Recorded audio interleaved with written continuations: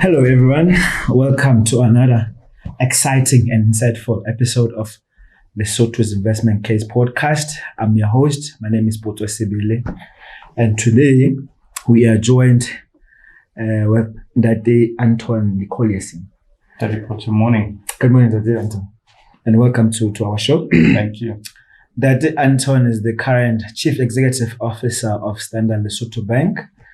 Anton, the information about who Anton on the public domain, I must say, is quite limited. So I did my lazy desktop research, and what comes up is that Anton has been with the Standard Bank Group for well over 3 decades. But what our viewers, I'm sure they would be dying to know, is a little bit of the intimate information about that Anton. Maybe where that Anton was born, where he grew up, what he eventually started, and maybe what landed him in the banking sector. Why not any other field? Just help our viewers, our audience, to connect the dots there from the beginning of what that Anton now is. Just bring it back history. Yeah, it's quite interesting. I was born not far from here. I was born in Bloemfontein. Grew up there, went to school there, started studying there. I actually didn't want to become a banker initially. I wanted to be a professional sportsman, so I actually competed at a quite high level in track and field, road running, and cross country. Competed for South Africa in a couple of world championships, and so I grew up in the days of apartheid. Yeah. So when the world opened for South Africa, it was actually quite a difficult transition for me. I will not lie to you. And I already worked in the bank at that stage when the 1992 Olympic Games came up. So I joined the bank actually in 1989.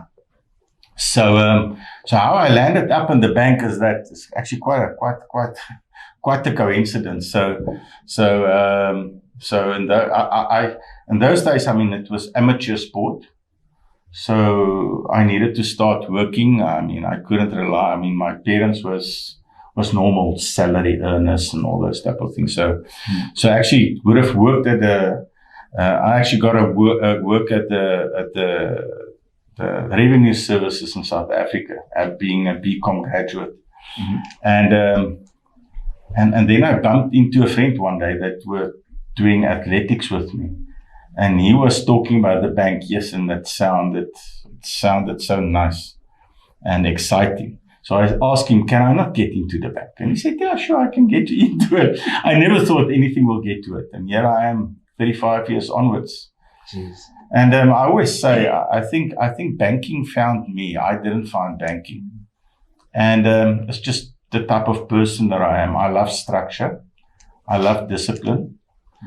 And if you think about banking, those are the things that's quite important. Given the fact that we are working with depositors' money, you need discipline. Yeah. You need structure. And we are a highly regulated business. Amazing. I think that's a nice, quick summary about where all this began. You mentioned an interesting thing there about the sportsmanship and transition into banking. So I've been recently listening to a lot of high performance content, and I must say there's been a lot of stories that link the professional athleticism, the level of performance and craft and the high intensity, and then linking it to the professional white collar jobs. Do you think the two are related in terms of the work requirements and demands of a white collar executive role like you are in now? And being in a professional athletes or sportsmen? Yeah, it's actually quite interesting, and I'm thinking a lot of it. So I mean, I did my MBA, and I did a couple of programs, and I did my MBA as well, and I've been reflecting a lot, and one of the things, if I can say, helped me a lot was a discipline that I've been taught, being a sportsman that competed at international level. And firstly, I touched it earlier, discipline. Yeah. Secondly, resilience.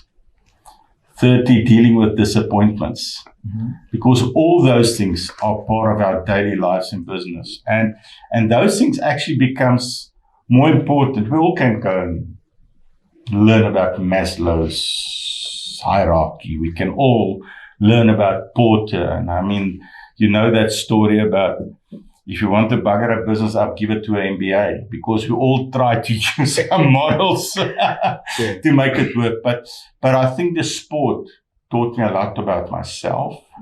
And I think there's a lot of key things about the emotive components that I think that help you. I mean, I watched yesterday Kiptoum's new world record in the marathon, 2 hours 35 minutes, and it's just, I mean, if you think about what needs to go into the training to get to that, it's unbelievable. It's unbelievable. So I would not say it's a prerequisite, but I think it does support if you've got opportunity. There's a lot of businessmen and professional people that's highly successful that has not been a sport, but personally, I think it supports.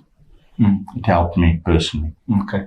So, Anton, from now on, I want our viewers to really benefit in a great way from the vast wealth of banking experience you have, as you just pointed out, close to 35 years now.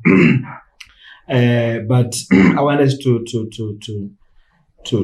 start it at a very high level, macro level, at a global level, and then bring it to regional or SA, and then bring it to Lesotho specific, and just talk about the banking sector. What's your read of the global banking sector? What has been happening? What has been shaping and driving the banking sector in the last few years, and how do you see it playing out in the next future? So I think over the past couple of years, there's a couple of things that has been shaping banking quite significantly. And I think firstly is the regulatory environment.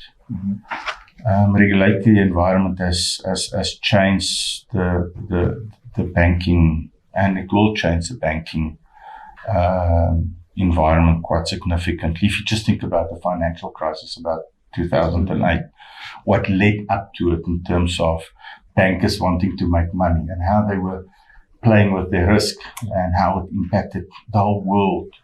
So I think that shaped the banking environment quite a lot. And also if you think about the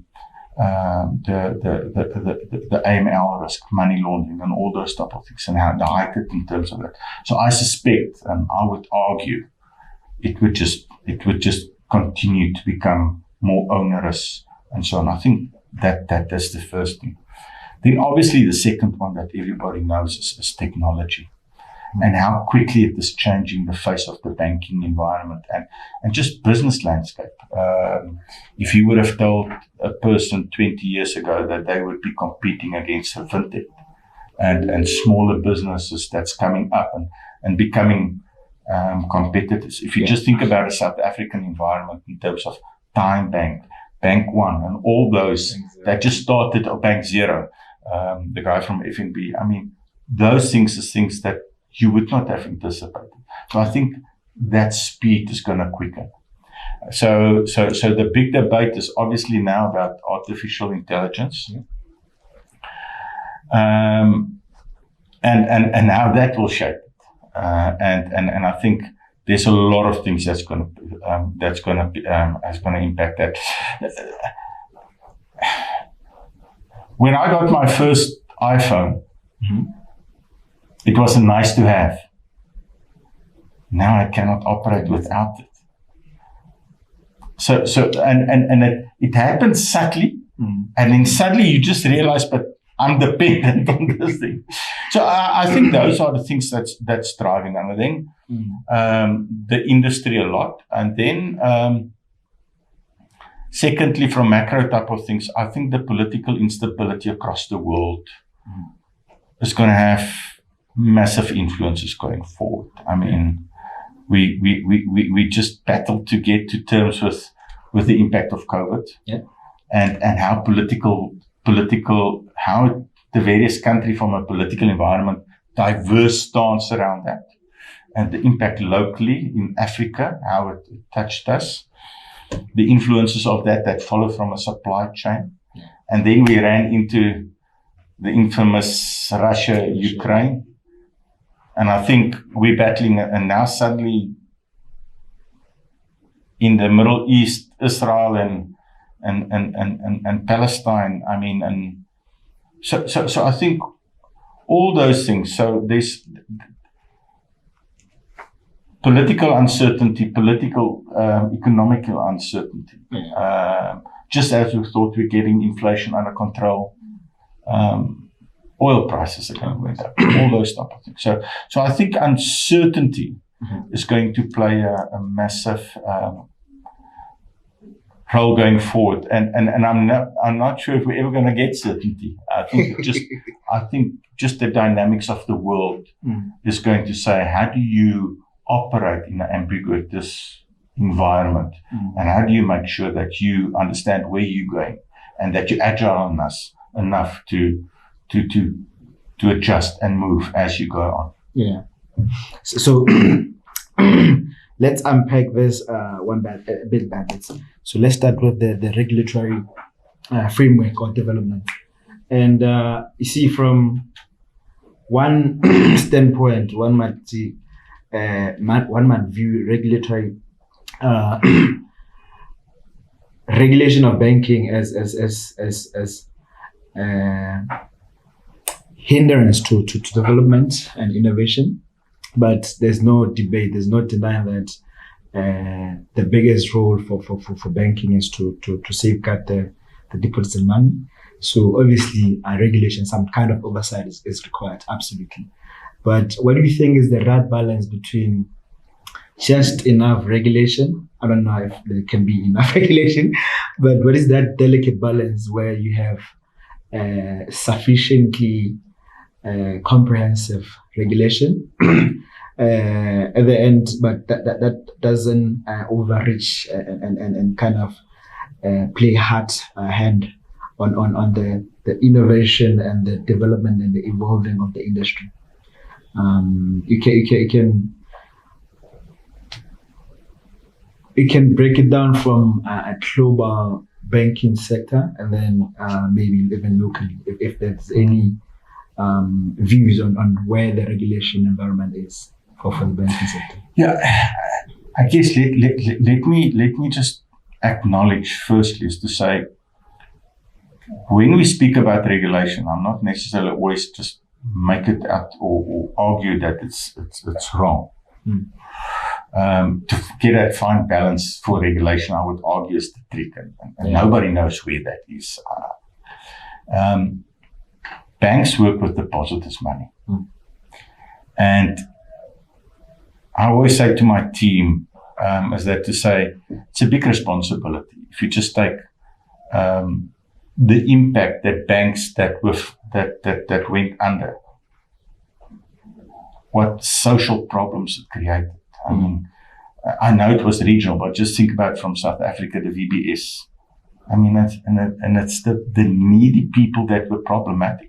If you think about even in a modern economy like America, when last year when those banks fell over, the impact socially on small businesses and the impact it had. So regulation is important. Otherwise, people will push the boundaries. I think that's quite important. So I think regulators worldwide is grappling to catch up with the innovation that's taking up. And regulations would arguably never be in front of innovation, because innovation would drive and then it becomes a consequence of it. Mm.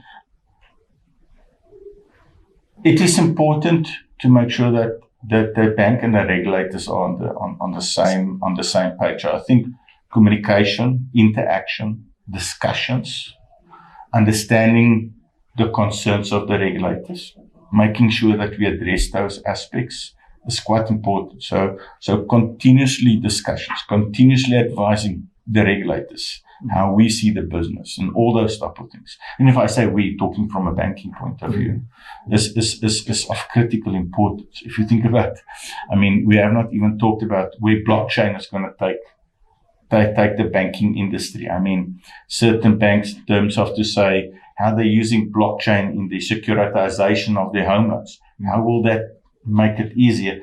Just simple things. Create efficiency. It creates a lot of benefits to the customers as well, but obviously the banks as well. So I think communication is critical in terms of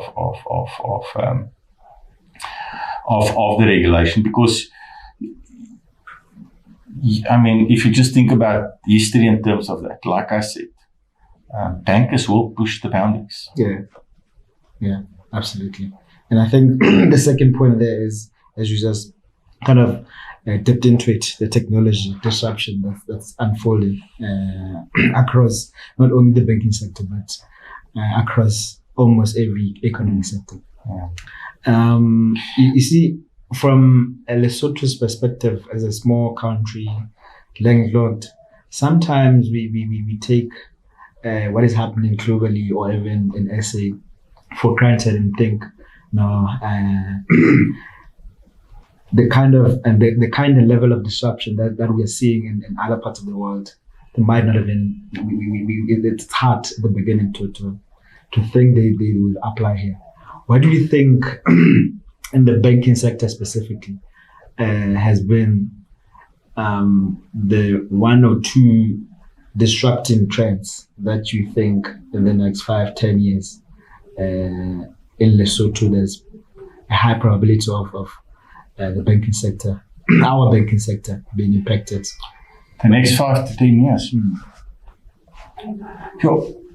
I think first one, I think nobody is immune to disruption. Yeah. So even though we landlocked, we think we're a small economy and we can go on at our pace. It will not happen, because I mean, we all are a consequence of not a consequence, but we're all influenced by what is happening worldwide and all those things. And a lot of that technology will play in and will become local. It will become entrenched locally. The challenge is that if you don't move with the times, you will fall behind. So I think that's just maybe first point that I want to say. So you can maybe build that dome across you, but it will not. It will harm more than benefit. As they usually say, if you are not disrupting, you have been disrupted. Yes. I would argue in the next 5 to 10 years in Lesotho, and I think we're a bit behind some of the other places. If you think about East Africa and what's happening there, if you see about how they're looking at financial inclusion a bit broader.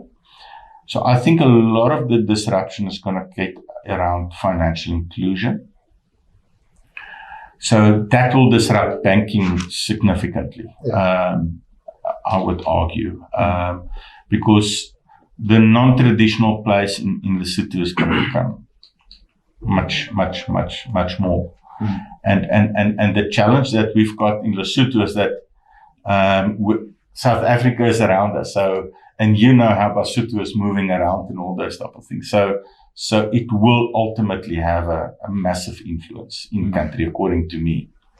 So I think just there would be a lot of fintechs that's going to come in and that's going to be having an influence. I mean, businesses starts out by giving customers access in non-traditional environment in terms of access to lending, how they are selling, say, cell phones and all those type of things. So I think those things are going to have a big impact in the next 5 years in Lesotho. I think that would be where we are now versus that. I think that would be the big move in the next 5 years.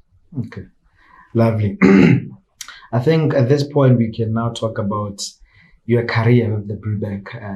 So take us back to when the first job within Standard Bank Group. What was it? And just quickly summarize for us that journey in terms of career progression within the bank until where we are now at this point, at this current moment.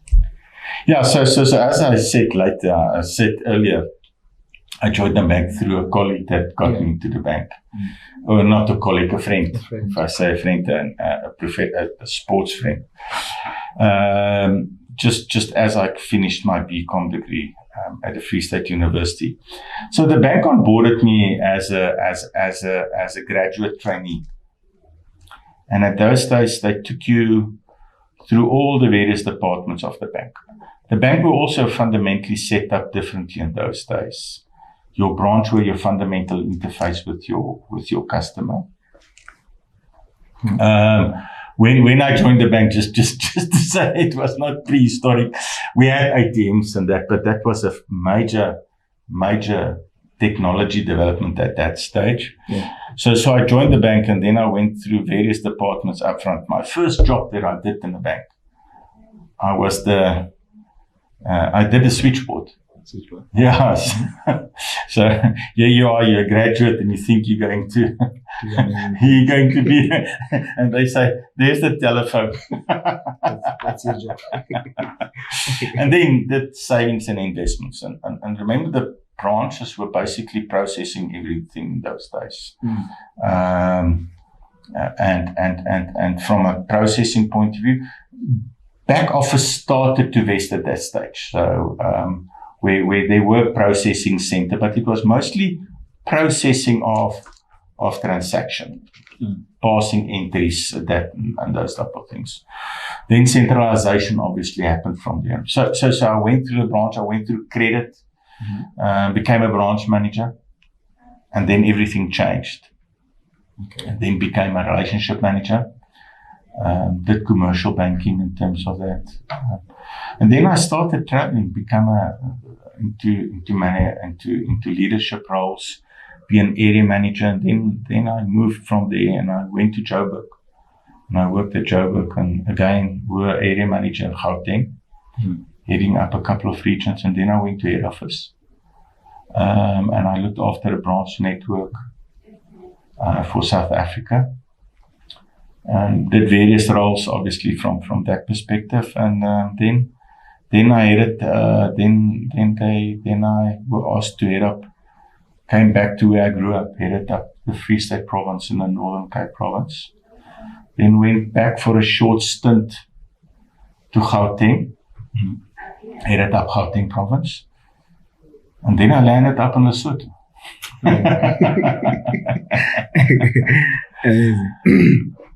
Okay, so our viewers will be obviously know what Standard Bank as a banking brand is. Even locally, it's the biggest lender in terms of other metrics.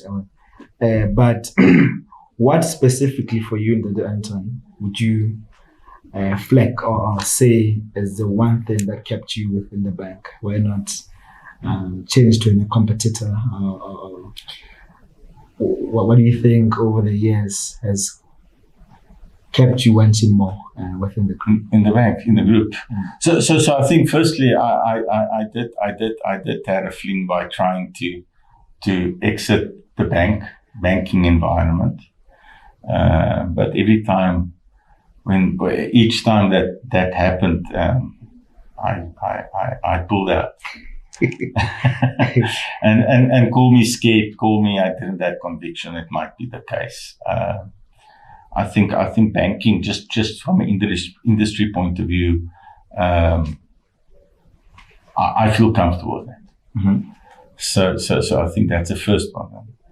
and where I'm starting to be in my career, thinking about a second career the day when I need to retire. It's quite daunting for me.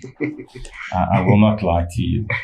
And then from a Standard Bank Group point of view, I mean, I had offers from ABSA, F&B, Mercantile. I actually once gave in my resignation at Standard Bank. Physically resigned, and my boss just said, go and think again. And then I stayed with the Blue Bank. So I had opportunities and so on. I think the big thing for me for why I'm staying with Standard Bank Group is firstly is I identify with the values of the bank. I think over many years I've worked with wonderful people. I've worked with wonderful leaders, some very bad leaders as well. And over a long period, the Standard Bank Group were only good to me. There's highs and lows in anything. Yeah. But you must never look over short term. I always say to people, do not take a long-term decision based on short-term variables. Oh. If you do that, you can potentially make a wrong decision. I'm not saying it will be wrong, but it can be. And look, I mean, there's a lot of people that left the bank that were highly successful, left Standard Bank for other banks that were highly successful. But there was a lot of people that also left and not. So you can never say your decision were right or wrong. I think the decision is to say what made me feel comfortable and where I feel. And I think if I'm comfortable, it's okay. I mean, they say always once you've done that MBA, you get that MBA itch. You go to your bosses and you want an increase. Yeah. And then generally they send you packing to say, all right, so what can you bring differently? Or have you saw the opportunities outside? And I went through it, I mean, as well. And so looking back at it, I mean, I'm very blessed to have been working with this. And I will arguably, if I present it with the same, I will try to navigate the same way through. Okay. So I'm a boring banker. I like predictability. I don't like surprises. Okay. Now, you've been in the role since 2021, right? Yeah. So let's talk about maybe what the performance has been and what the future plans are. And in particular, I read in one of the results that you put out that there's what you call future-ready transformation strategy. Maybe in your response, when you talk about the future of Standard Lesotho Bank, and maybe just fold that in there and let our viewers better understand what our strategy entails. So I think firstly, let me just acknowledge Standard Lesotho Bank. When I came here, I think you always maybe look at the size of the economy, you look at the size of the country, and all those type of things. And sometimes you miss things. I mean, and a lot of people when I decided to come here from Gauteng, people would say, so why would you do so? And then I ask myself that question also. but being here, I think it was really an enriching journey.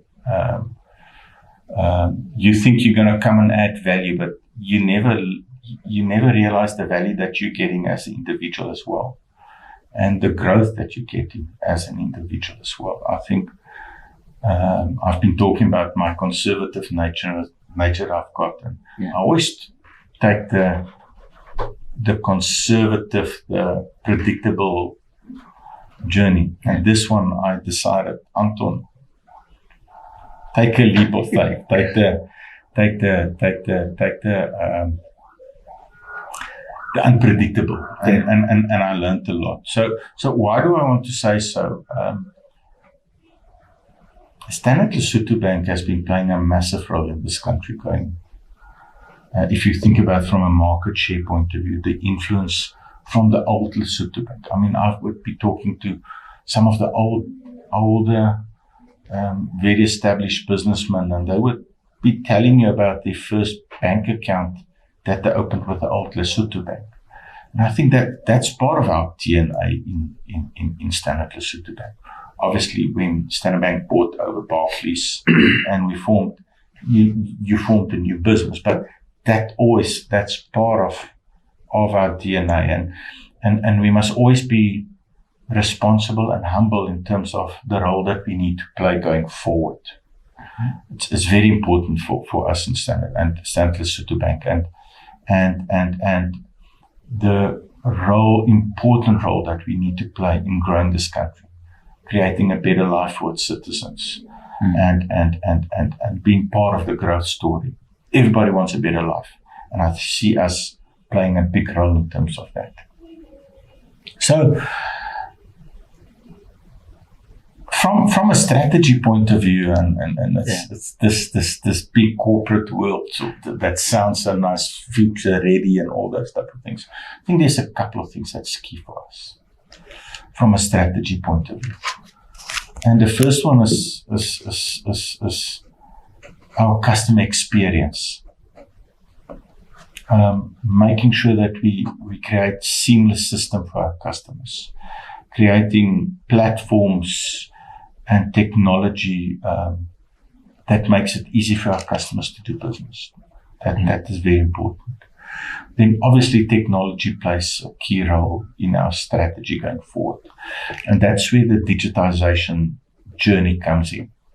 Yeah. And I think that is where we also are thinking to say, how do we look at our business differently? If you think about from platform businesses, I spoke about fintech. So how do we present ourselves? Because if we do not reinvent that component, customers will go to where it's easy to get on board. Yeah. It's easy to get access to financial services at the best price. So how do you create value for your customers?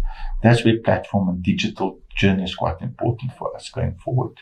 We also see, also obviously artificial intelligence, robotics, and that will play a big thing because consistency is so important in what we are doing on a daily basis. You don't want to go into a branch or interface with our channels today and have a certain experience, and tomorrow you've got a different experience. Yeah. So those things are critical in terms of our strategy going forward. And then obviously making sure we linked up with key sectors. If you're thinking about natural resources at this stage, if you think about the projects that's going in from an LHDA, we see ourselves well positioned to make a difference in terms of that as well. So those things would also be critical as we're also going into new energy point of view. Energy, we know, Lesotho is well positioned. If you think about the challenges around water in South Africa, I think we can do a lot of benefit for Lesotho by using those resources quite effectively. And then energy, we can just see, and it's just not South Africa. Even Australia is battling with that. So I think Lesotho have got also is well positioned maybe to say, how do we capitalize on that going forward as well? So lots of interesting time. All those type of things is driving our strategy going forward. Interesting. So I want to link what you just said about the technology and digitalization of the processes so that the client experience gets enhanced. And I want to link it to what you said earlier about what might potentially disrupt or a trend that's most likely to accelerate in the Lesotho banking sector in the next 5 years. Financial inclusion. As a bank, is that how you're approaching to solve the financial inclusion problem by digitalizing most of the or where possible? So if you think about it just quickly, and I think obviously financial inclusion is key and is one of the cornerstones of which the government of Lesotho is actually positioning itself, because you create prosperity through that. once you get the population more to interact. And I mean, if you hear what the Minister of Finance is saying, if you hear what the Governor of the Central Bank is, it's a common theme that's coming through. From a banking point of view, is then to say, how do I give a good service at a very good price to my customers? How do I reach it? Yeah. And if you think about it, if you go with the old brick and mortar and the traditional manager or the traditional ways of doing that, you're going to battle. If you just think about the wave that changed with M-Pesa that came into Lesotho, it changed the fundamental landscape. So as a bank, and as in terms of that, to say, how do we use that as well? And that's why we landed the solutions like Unayo in Lesotho, because it creates easily accessibility and those type of things. So technology make it reach. And if you think about the African continent, what's going to change? So if you're going to trying to catch up through the traditional way of doing business and all those type of things, you're never going to reach those customers the way you should be reaching them. And that's where technology is just making it so accessible. Okay, so as a banking sector, Standard Bank in particular, you obviously sit in a very unique position in the economic value chain. So a bank will have most of the valuable and intimate data about the pulse of our economy. So you just give us your reading of where our economy is from a Standard Lesotho Bank's perspective. What do you think are the growth opportunities within the Lesotho economy broadly, and where is the bank seeing most growth opportunities? You highlighted energy obviously just now.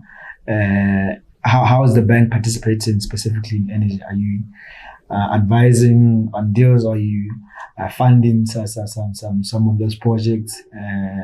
Just talk to us about Lesotho's economy from Standard Lesotho's perspective, and in terms of, obviously, we have been talking about this nice strategic plans and exciting things the bank is planning to do, but there's always a reality of where we operate in, and it's undeniable that we are operating in very challenging conditions. I mean, the interest rate cycle where it is now, the unemployment rates, the economic activity, all those indicators are bleak.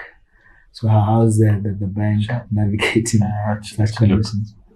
Trading conditions is very difficult. And, I mean, obviously, as we know, our growth is just above about 2% at this stage. Yeah. And 2% is not going to create that much value. It's not going to address fundamentally the unemployment, like you're rightfully saying. We're in a tough cycle. Initially, the thoughts were that interest rates will come down quicker than now it appears to be. Mm. So all those type of things create a lot of strain. But out of chaos, there's always opportunities. I think if I can just maybe say, from I landed in Lesotho, from the discussions that we had then to where we now, it's much more positive. I think firstly, I landed in lockdown. The first year I met people basically through Teams, and afterwards, I would need to reintroduce myself to people in the business world, and so on. So it's very tough, I think, and you're rightfully saying so. Having said so, I get that sense of the discussions that's starting to take place. If you're seeing people coming into Lesotho thinking about investment opportunities, it changed. there's a lot of good discussions taking place in terms of this. So and if you're thinking about also where the government of Lesotho is positioning itself at this stage, and it's just, so I think natural resources is going to be a big changer, and I think the discussions are starting to take place. The energy that I touched is there. Yes, the bank is very much part of those discussions, and we want to advise and all the key stakeholders in terms of that aspect. So that is critical. And then where do you create?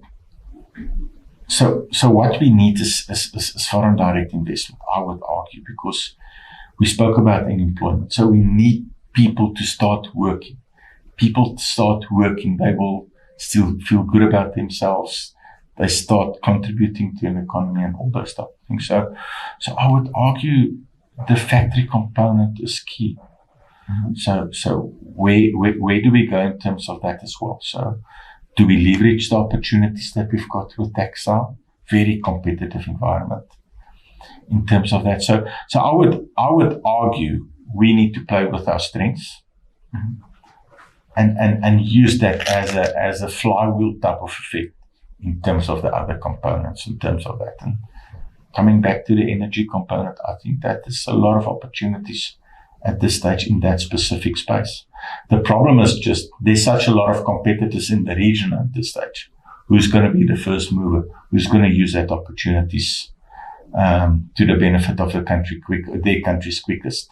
I just want to get a specific question about the retail bank in the personal region, the personal section, with where interest rates are now.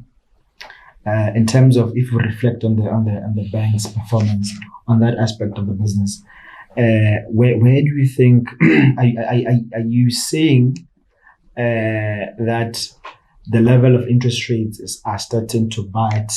Because obviously, on your net interest margins, it's net positive on one side, but obviously from a volume perspective, where interest rates are now, the affordability of a chunk of households and consumers, retail consumers, is starting to be challenging. Where are you seeing the numbers on that aspect? Do you think consumers are starting to falter now? So our book is still, it showed a bit muted growth this year, but we still grew in that space. Obviously, the margins is kind to us at this stage. The endowment effect that all the banks spoke about.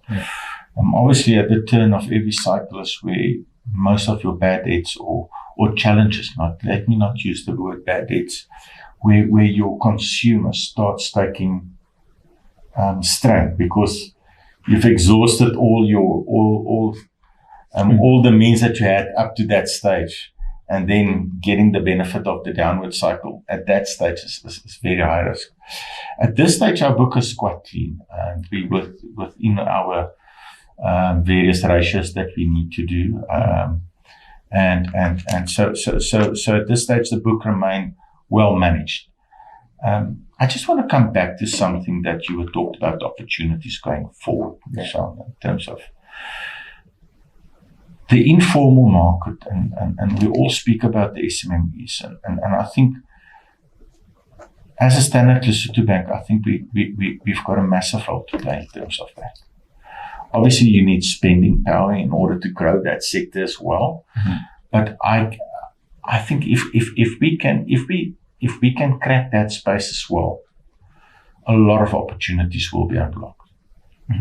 So there's a lot of focus going into that space as well, and we're seeing to say, how do we reach that market more effectively, and how do we provide solutions before that market as well? So a lot of work goes into that, and I think that also going to play a big role in the growth journey of the country. So what are some of the initiatives that the bank is embarking on? So to say, how do you look at at giving funds to that market differently. So if you're going to look at traditional ways of lending, you're not going to crack it. So how do you use data? How do you use customer behavior and understand that behavior of that sector specifically? So we're looking at that. I mean, we were the first bank in the country that started with behavior lending in the small business space. And we're starting to see momentum coming through. It's not going that well or that the way we expected it to go, but it's starting to get momentum. And we're also starting to invest in technology into that space as well. Yeah. Okay. I just want to cycle back to obviously what kept recurring in this conversation, technology and the adoption of digitalization and all sorts of that. But we talked about from one side, from the banking side. What is your reading of your clients, either retail or corporate, reception of the technological initiative that you are embarking and rolling out? The take up and the adoption. What's your read there?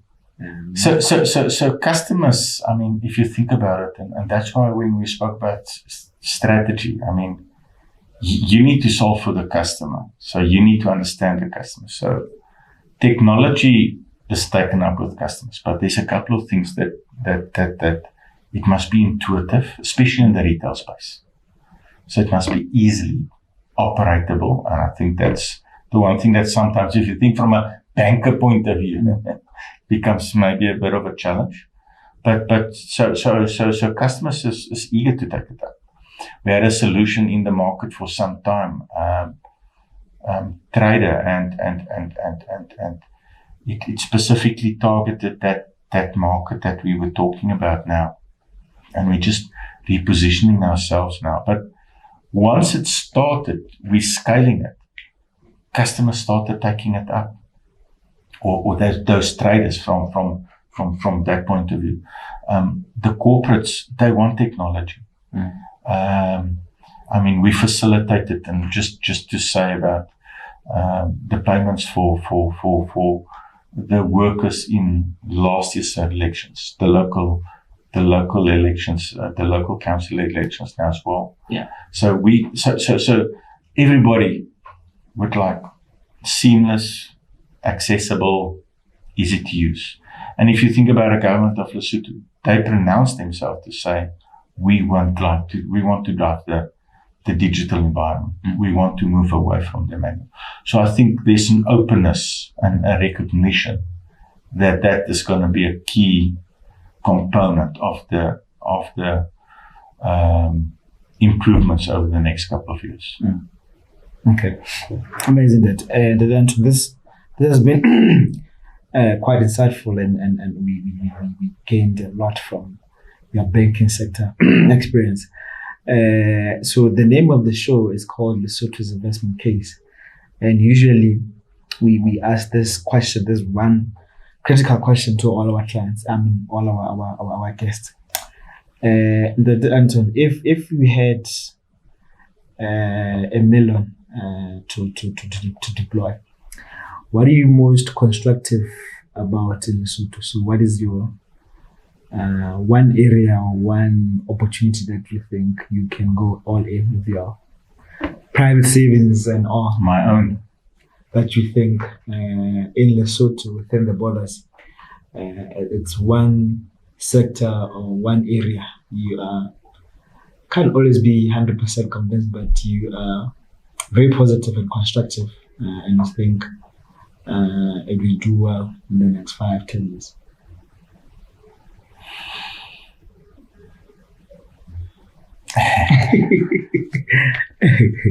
Look, I think at this stage, if you think about Lesotho's economy, it's much more about the traditional components, and if you're thinking about, I would argue, if you want the investment case, you want the return, you want the future revenue streams, and you want sustainability. I mean, so I would argue I would invest more in the energy space.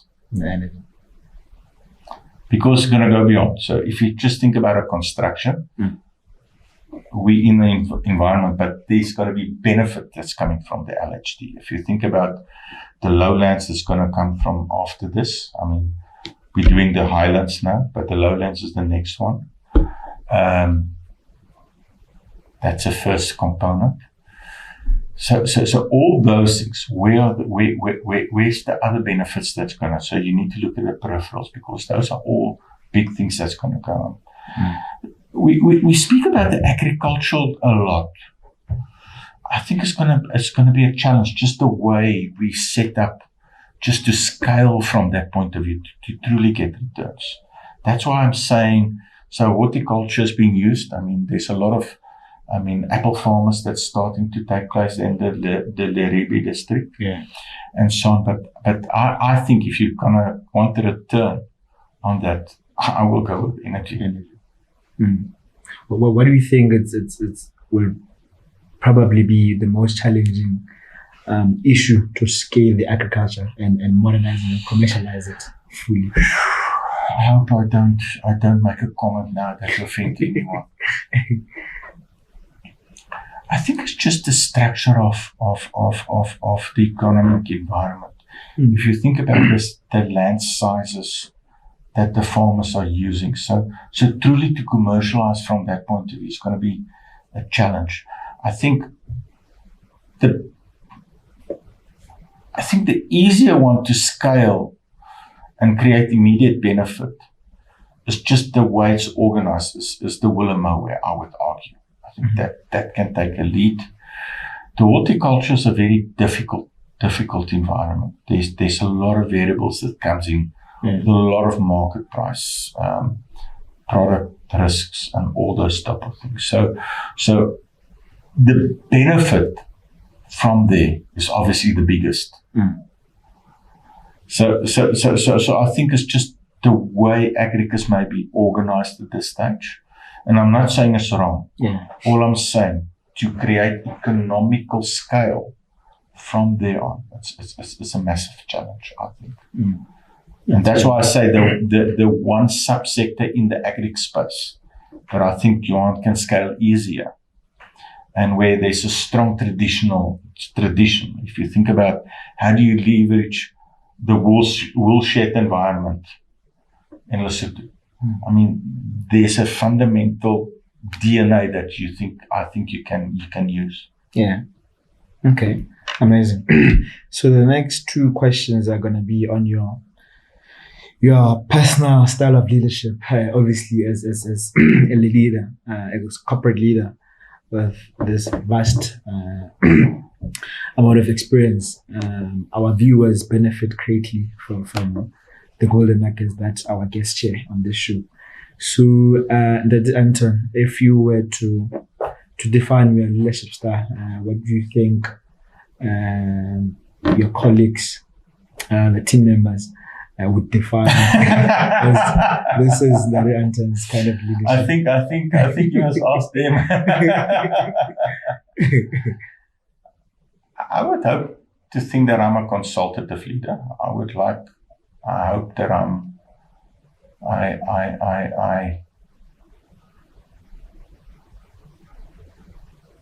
try to use the strengths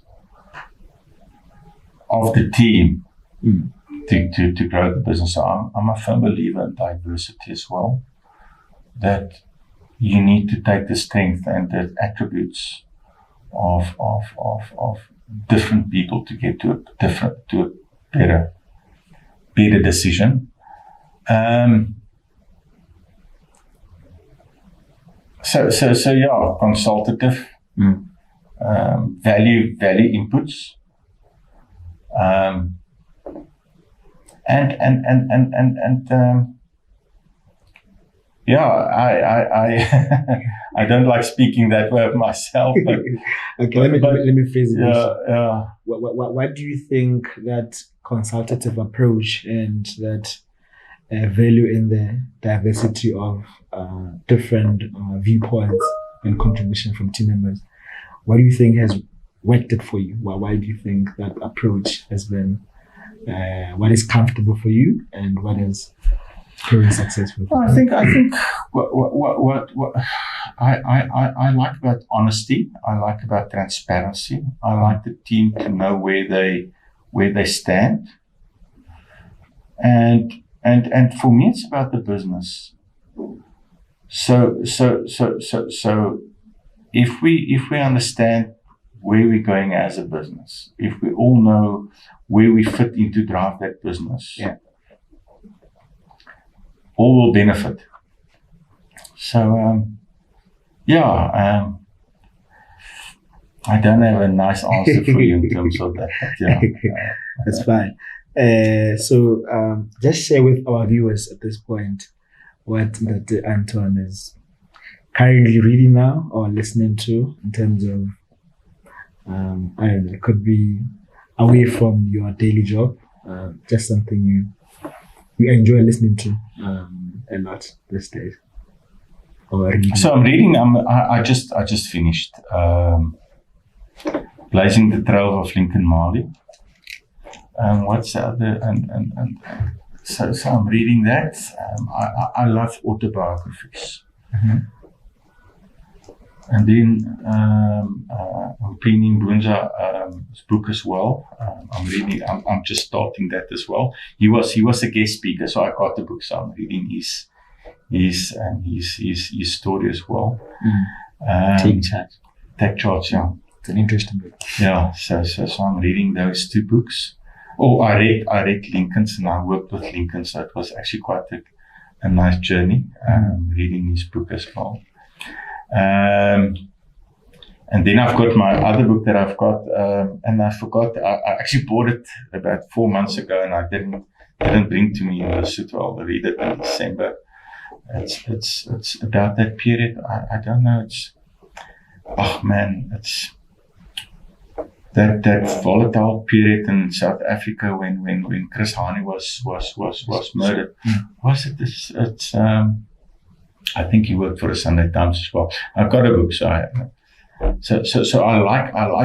like actual type of books, and autobiography and learning. Okay. And then what I'm listening to,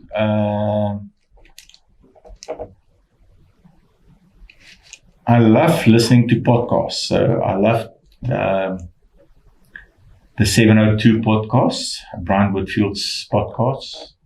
Bruce. Bruce. Yeah. He will It's kill me. amazing. Sorry, Bruce. That's amazing. I love his podcasts. Amazing. We hope you're going to add Lesotho's investment case podcast to your list. So, just the last one. If you were to go back in time and meet your 20-year-old self, I think you're still in the athletes and professional sports by then. What advice would you give yourself to your 20-year-old self?